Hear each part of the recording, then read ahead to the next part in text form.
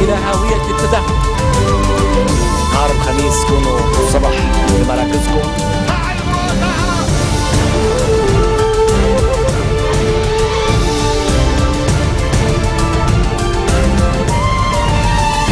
Good afternoon on this Monday, June 16th. I'm Imma Naufal. These are today's headlines.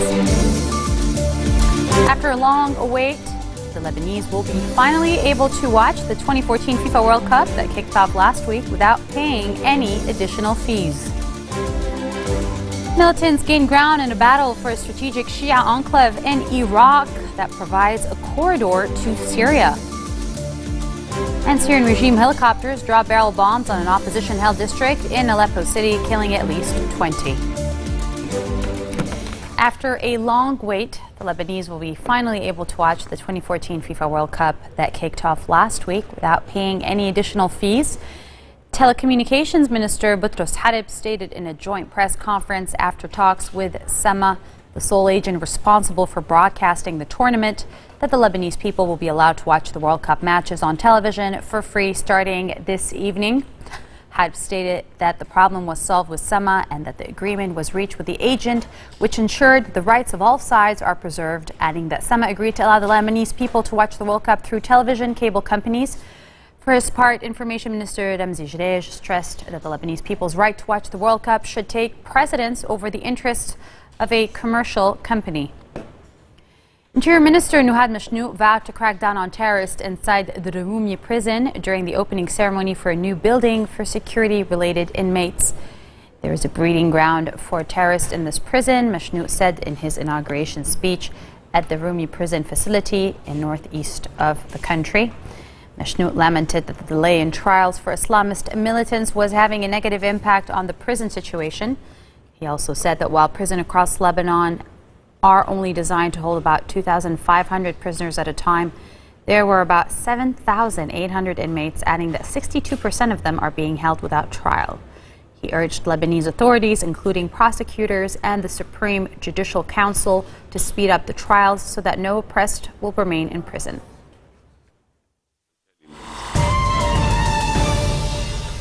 Sunni rebels in Iraq have posted pictures on Twitter apparently showing their fighters killing many Shia soldiers.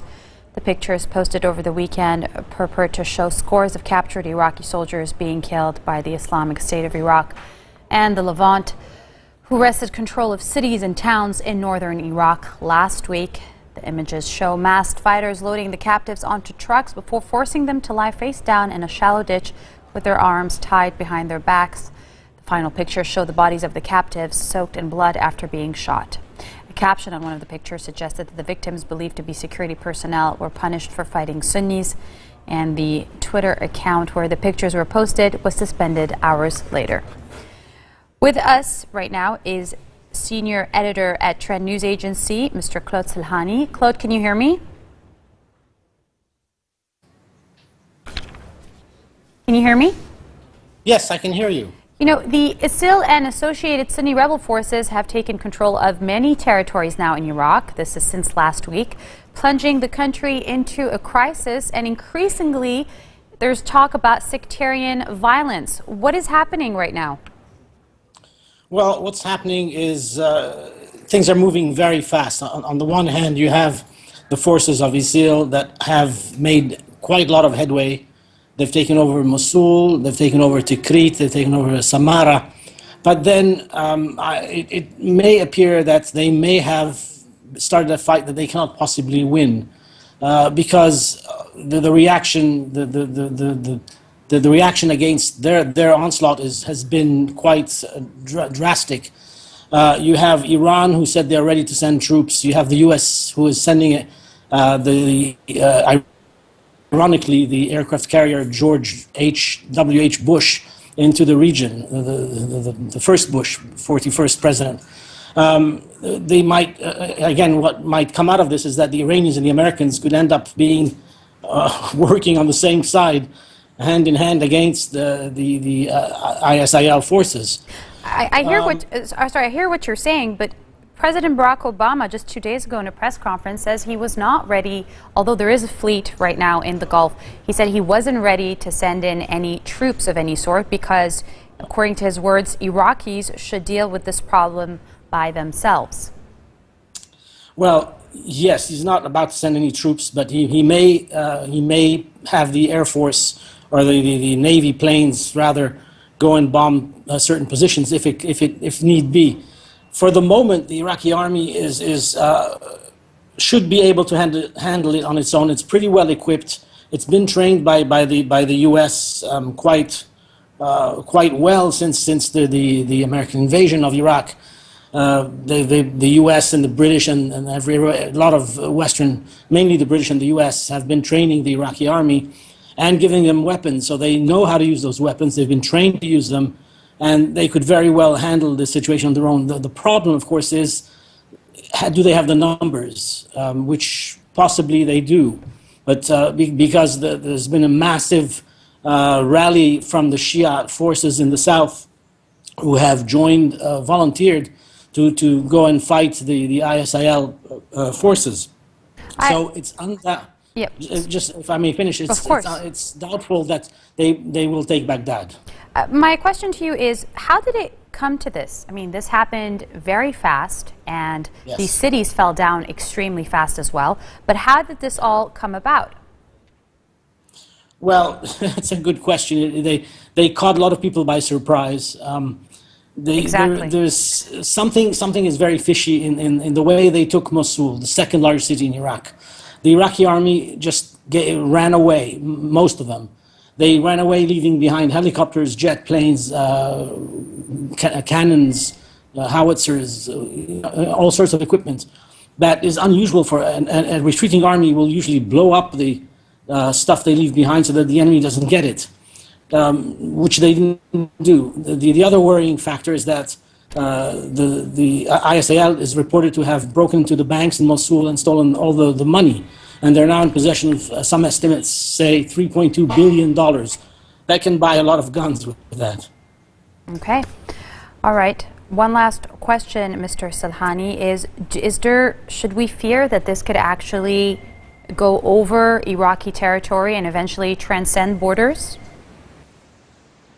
Well, there's always that danger, of course. When you have a fire in one house, no matter how many fire engines you have surrounding it, it will spread. Right. And such is the nature of this beast, that it will spread unless it's contained. Right. That was senior editor at Trend News Agency, Mr. Khaled Salhani, talking to us about the crisis in Iraq. Coming up next, radio legend and son of Lebanese immigrants, Casey Kasem, passes away. Stay with us.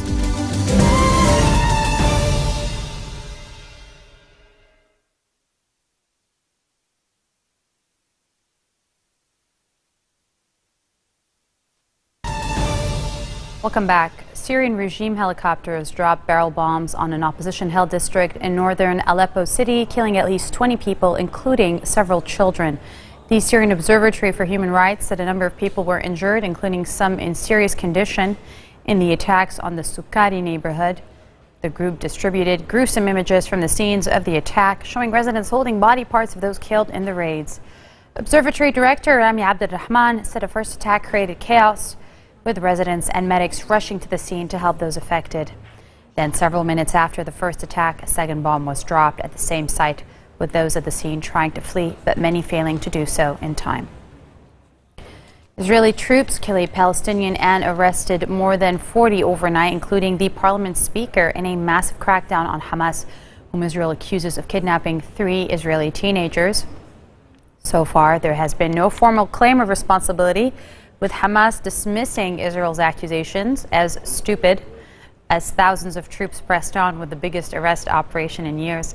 19-year-old Ahmed Arafat Sabarin was shot dead in Jalazun refugee camp north of Ramallah during clashes after soldiers entered the camp. The army had no immediate confirmation of the shooting, saying only that it had arrested more than 40 suspects in the West Bank overnight, including Hamas leadership and operatives.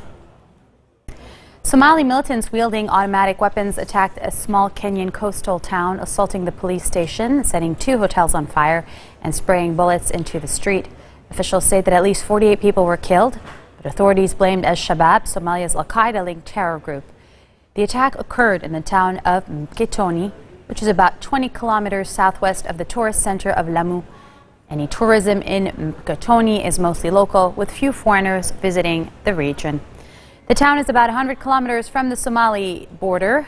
Kenya has experienced a wave of gunfire and explosive attacks in recent months.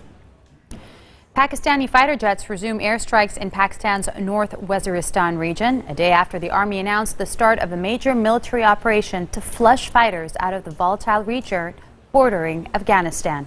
Security officials say fighter jets bombed 2 government schools in the west of Miransha, the main town in North Waziristan, killing at least 15 fighters who were sheltering in them. The military operation is seen as Pakistan's response to a deadly attack on its major airport in Karachi a week ago. Khawaja Asif, the Pakistani defense minister, says that his operation will continue till the surrender and elimination of the enemy. The army has imposed an all-day curfew and turned off mobile phone services to undermine the fighters and restrict people's movements, leading to food shortages in some places. Some good news ahead. Formula One champion Michael Schumacher is out of a coma and has left the French hospital treating him since a devastating ski accident back in December. Michael has left the True Grenoble hospital to continue his long phase of rehabilitation. He is not in a coma anymore, Sabine Khem said in a statement. Schumacher slammed his head on a rock while skiing the French resort of Méribel in December and was put in a medically induced coma after undergoing brain surgery at the hospital in the Alpine city of Grenoble. His family said at the end of January that drugs used to keep the 45-year-old in his deep sleep were being reduced to bring him back to consciousness, but little had filtered out about his condition since then. Casey Kasem, the internationally famous radio host with the cheerful manner and gentle voice who became the king of the Top 40 countdown with a syndicated show that ran for decades, died yesterday. He was 82 years old. A statement issued by the Kasem family said he died at 3:23 a.m. on Sunday on Father's Day, surrounded by family and friends at a Washington State hospital. Kasem's American Top 40 began on July 4th, 1970 in Los Angeles. The #1 song on his list then was Three Dog Night's cover of Randy Newman's Mama Told Me Not to Come. In his sign-off, he would always tell viewers, and don't forget, keep your feet on the ground and keep reaching for the stars. Media personality Ryan Seacrest, who took over the countdown from Kasem in 2004, said in a statement that Kasem's death is a loss for radio listeners worldwide. Seacrest said that as a child, he listened to Kasem's show every weekend and dreamed about someday becoming a radio DJ. The son of Lebanese immigrants, Kasem was active in speaking out for greater understanding of Arab Americans, both on political issues involving the Middle East and on arts and media issues. He was also the voice of Shaggy in Scooby-Doo.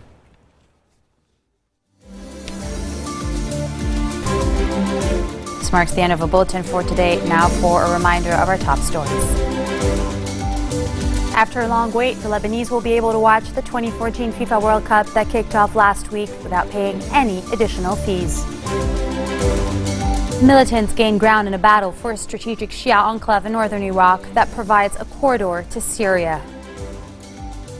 And Syrian regime helicopters drop barrel bombs on an opposition-held district in northern Aleppo city, killing at least 20 people, including several children. Noor Ael is next with a French bulletin. I'm signing off. Yumna Naufal here in Beirut. Take care.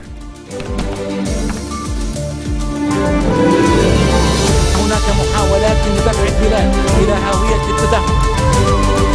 نهار الخميس كونوا الصبح في مراكزكم.